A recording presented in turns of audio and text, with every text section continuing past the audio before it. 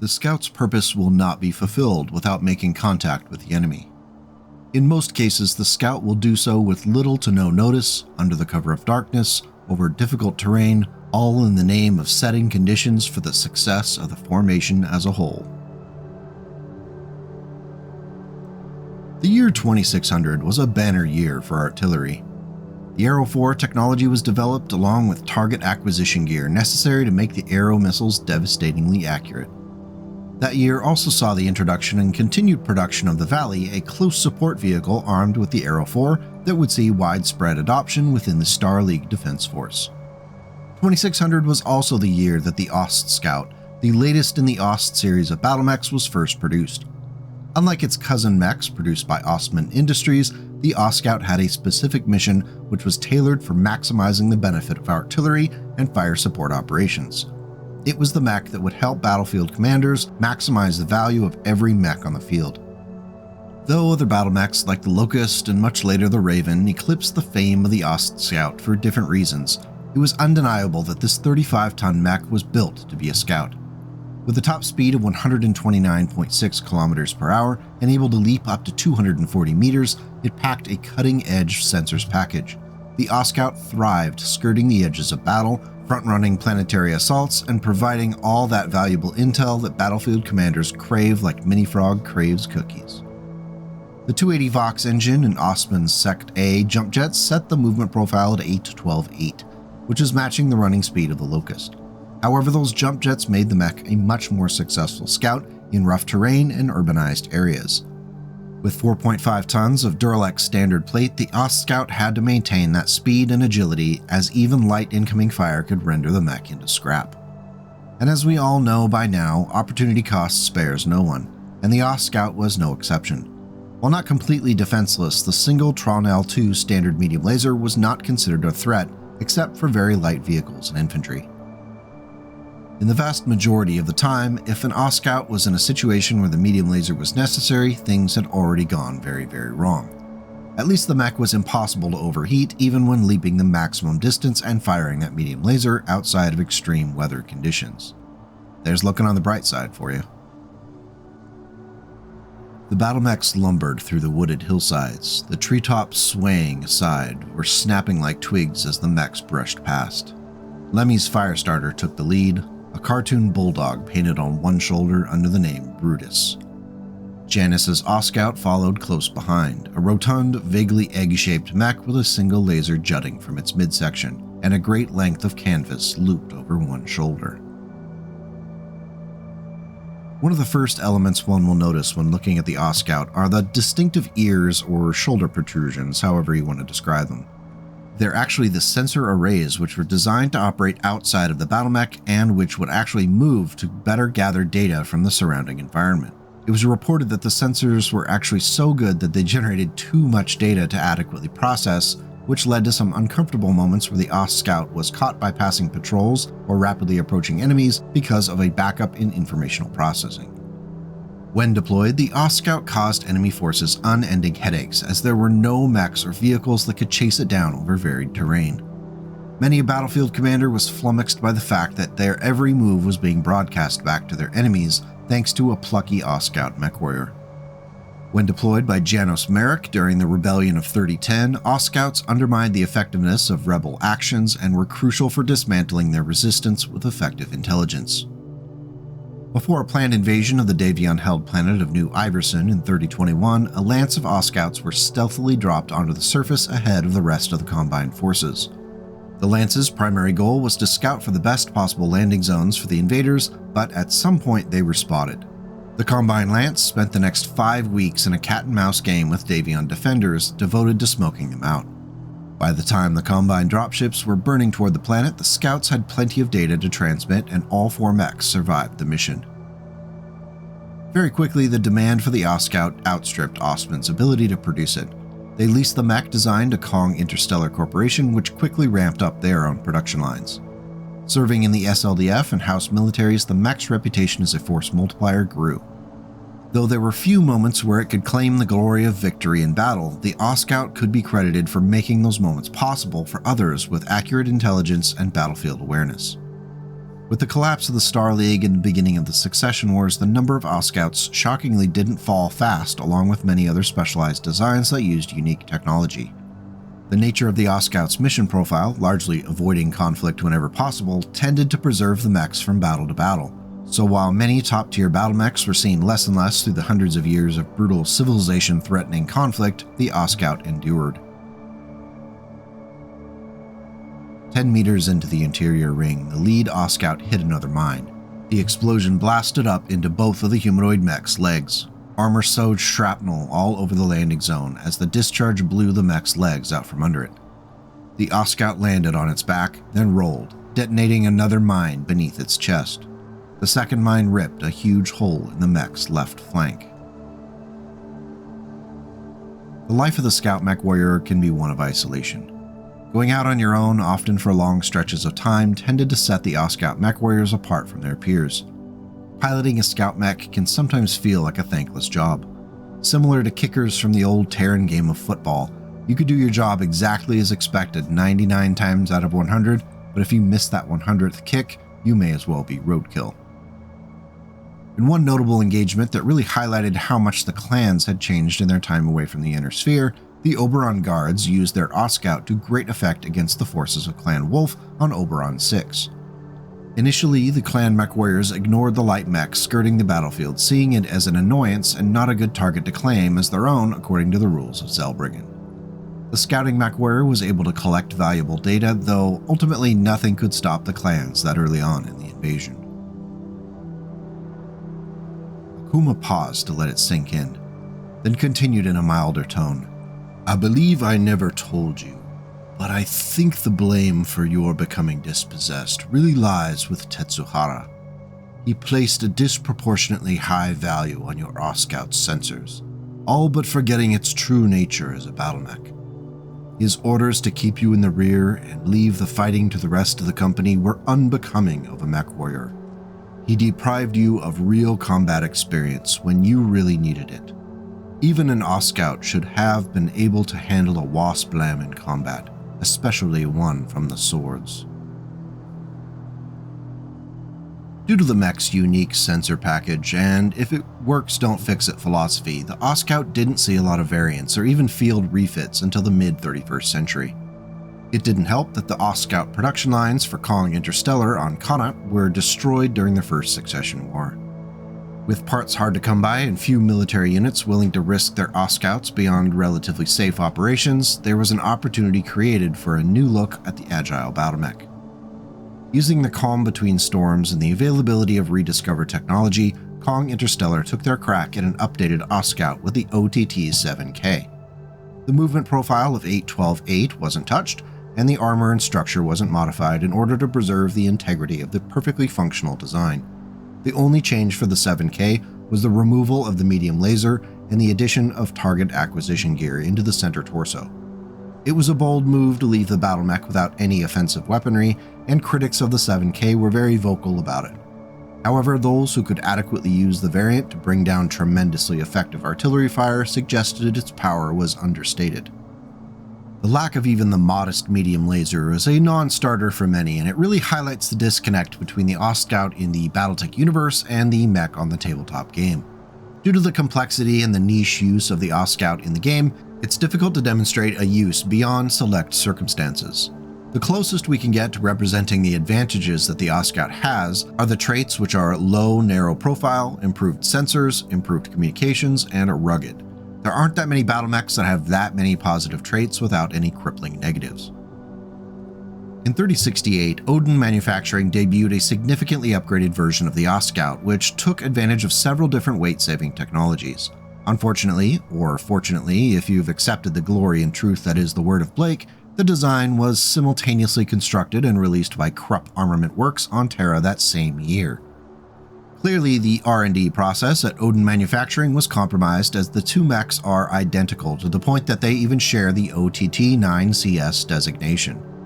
Built around a new 255 endo-steel frame and a 280 XL fusion engine, space was traded to save mass and gives the Ostscout some substantial weaponry for the first time in its history. The 8-12-8 movement profile was retained along with the 10 single heatsinks, but The armor was completely redesigned and boosted up to 6 tons of coverage. This put the 9CS Ostscout in the top end of the 35-ton mechs for armored protection, along with the Wolfhound and the Panther. 6.5 tons of the mech's mass was devoted to improved sensor and countermeasure systems. This included an improved C3 computer, Beagle Active Probe, Guardian ECM, and target acquisition gear. For the first time, the Ostscout could really live up to its Operation Sneaky Sneak reputation on the tabletop. Finally, not quite an afterthought, a pair of ER medium lasers were split between the left and right arms, and an emotional support ER small laser was installed into the center torso. The OTT 9CS highlights the power of the XL engine and endosteel in buying tonnage for a light battle mech. The 9CS can accomplish so much more without being that much more vulnerable than before. When your primary goal is to avoid direct combat with speed and agility, an XL engine isn't going to make a big difference. If the 9CS has any downsides, it's the heat and the investment in the C3 computer. If you're not running that network, the 2.5 tons could feel wasted. Additionally, heat can be an issue if firing the ER medium lasers, though for the most part running or leaping away from conflict is still going to be the best option for an Ostscout Mechwarrior. Many of the 9CSs produced on Orestes ended up within the Comm Guard, and those built by Krupp ended up in specialized units under the word of Blake. A few were spotted among the Lyrans, and it's likely they spread across with other House military units as well in specialized scouting lances. GNC Sands in his cataphract did not clear fast enough, and 2 artillery barrages fell on his location. Earth geysered up from around his heavy mech. The cataphract fell, a direct hit by 1 artillery strike, blasting open its right side and touching off the autocannon ammunition stored there, while the other barrage tore away the right leg. The Ostscout ran for the safety of its own lines, not willing to chance another run and already having taken down a mech twice its own weight. There was a Steiner refit for the 9CS in 3065 designated the 9S, which was fielded by the Lyran Commonwealth and pulled the XL engine in favor of the light fusion engine. The movement profile didn't change, but it did just have 4 tons of ferrofibrous armor. The C3 computer was left out, and the ER small laser was missing as well. For up-close conflict resolution with infantry, 2 APODs were split between the left and right legs. If you're looking for a variant without the C3 but with the other bells and whistles, consider the Ostscout 9S. Moving forward, both Krupp and Odin Manufacturing would develop yet another variant ready to field by 3071, which pushed the mech's hardware even further through the addition of improved jump jets which modified the movement profile to 8-12-10. This is also the first time that we see an upgrade to double heat sinks. All of this was paid for through the removal of most of the sensor and electronic warfare equipment and the implementation of an XL gyro. The OTT 10CS was left with an improved C3 computer and a pair of ER medium lasers split between the left and right arms. The 6 tons of standard armor is nice to see, though losing the ECM tag and Beagle Active Probe after just getting them a few years before is a source of heartache. Hopefully, being able to leap 10 hexes on those improved jump jets was some minor consolation. In 3078, Krupp Armament Works on Terra took another bite at the apple with the OTT-11J Ostscout following the commercial success of the 10CS. This time the Ostscout was produced for the Word of Blake and then later for the Republic of the Sphere. Little expense was spared in its construction. The 255 endosteel frame and GM315 XL fusion engine were just the start, as 4 tons of ferrofibrous armor were added to buy even more mass. The 151 km/h top speed was a welcome boost for an already speedy battlemech. The new movement profile of 9-14-8 helped make sure the 11J Ostscout could outrun and outjump the vast majority of other mechs in the field. The other notable change in the Ostscout structure was the addition of lower arm and hand actuators to both sides, which had been missing in most of the mech's existence.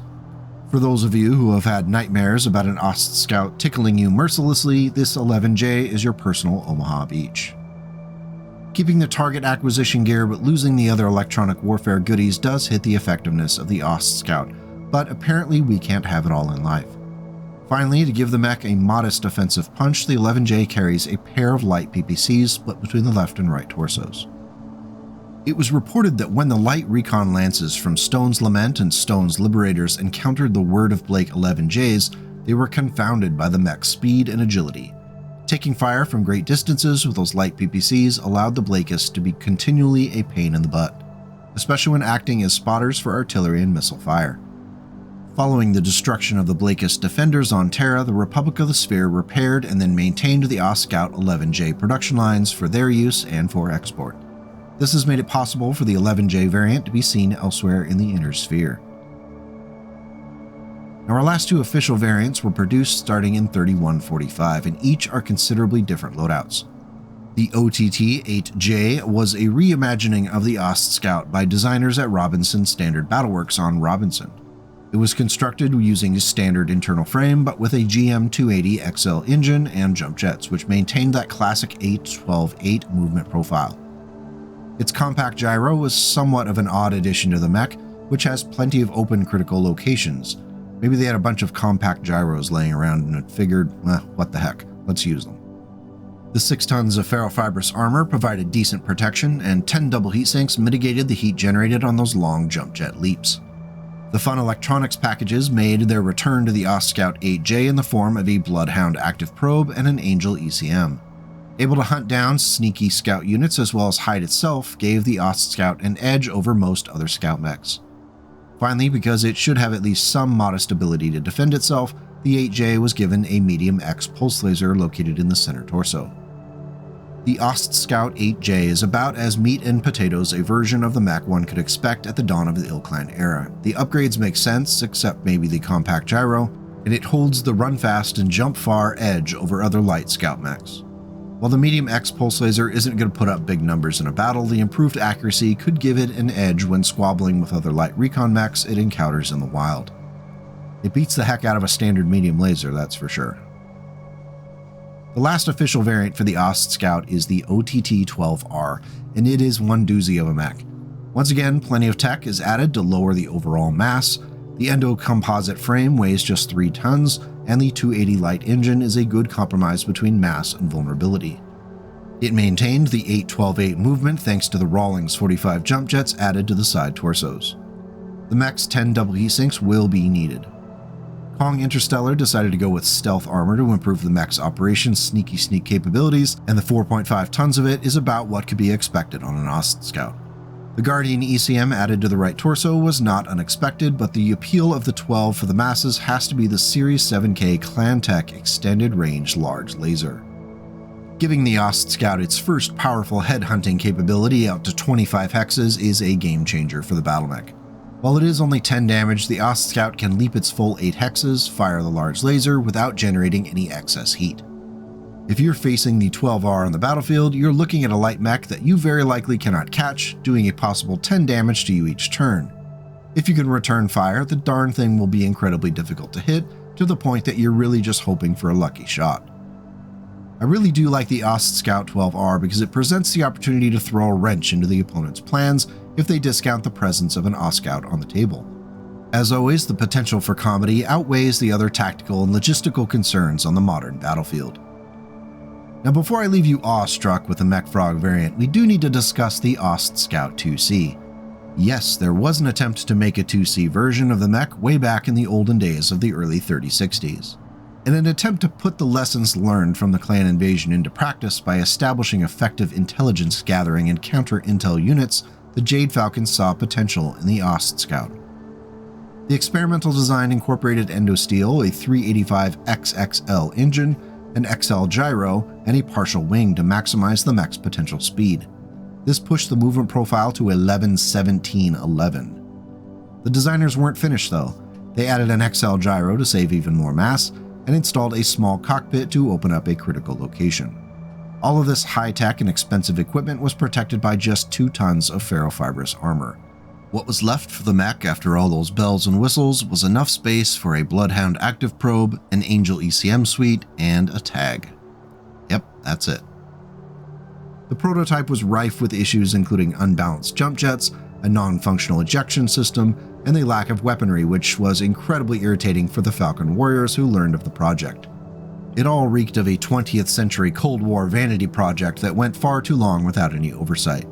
The Falcon warriors assigned to test pilot the Ostscout 2C hated it, and when it was pointed out that there was very little a warrior could do to add to his or her codex with such a mech, A survey technician was a little too helpful when they suggested that the warrior could always just ram the mech into an enemy if he wished to boost his personal glory.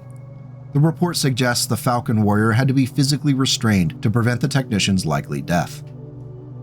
The mech was too helpless, too expensive, too dangerous for the Mechwarrior assigned to it, and all of these things, along with a design by committee philosophy, made the Ostscout 2C a dud.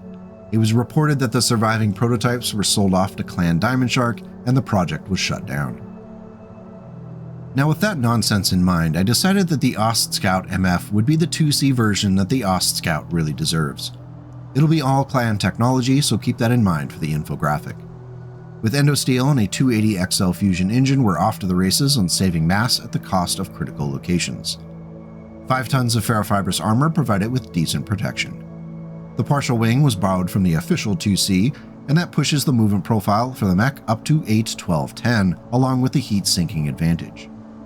10 double heat sinks were added to keep the mech from running into too much trouble while out on a run.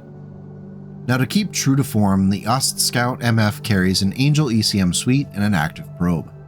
To help keep it alive for long enough to do its job out in the wild and woolly frontier, I've also added a laser anti-missile system into the left torso. For some offensive weaponry, I went with the tried and true pair of medium pulse lasers, which provide that accurate and powerful damage out to 12 hexes. It's always more fun when you can hit your enemies, but they can't hit you back. The Ostscout MF would be a tough scout mech to pin down, and it's just enough in each direction to provide good intel and to harass others if necessary. If you want to give it a go, I've included the record sheet for it in the video notes below. So why do we love the Ostscout? It's a rough one because if we go by the lore, it's an extremely useful machine that is coveted by battlefield commanders. However, if we look at how the mech performs on the tabletop, it has really struggled to find a place due to the fact that most players aren't running double-blind rules and calling in artillery strikes. I'm a big fan of Dwane Loose's work in the 3025 TRO, but the art for the Ostscout really struggles to sell the mech. It's not until the Project Phoenix reimagining that it really starts to develop its own look outside of reference of other properties, and I really like it. The Ostscout doesn't show up often in the BattleTech novels, however when it does, it's usually given the respect that it deserves as an effective scout. I appreciate the 2 newest variants from the IlClan Rec Guide and expect that they will serve well if given a chance in your next game. Do you have any experience with the Ostscout on the tabletop? Is there a variant that you feel is the most Ostscouty of the bunch? Let me know in the comments and we'll keep the discussion going. Thank you as always for coming by as we talked some BattleTech today.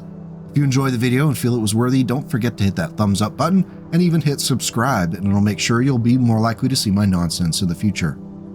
For those of you who have already taken that extra step of becoming channel members or supported on Ko-Fi, thank you very much. Without you, none of this would be possible. Until we meet again, take care of yourself and your loved ones, and please go make the world a slightly better place today and tomorrow.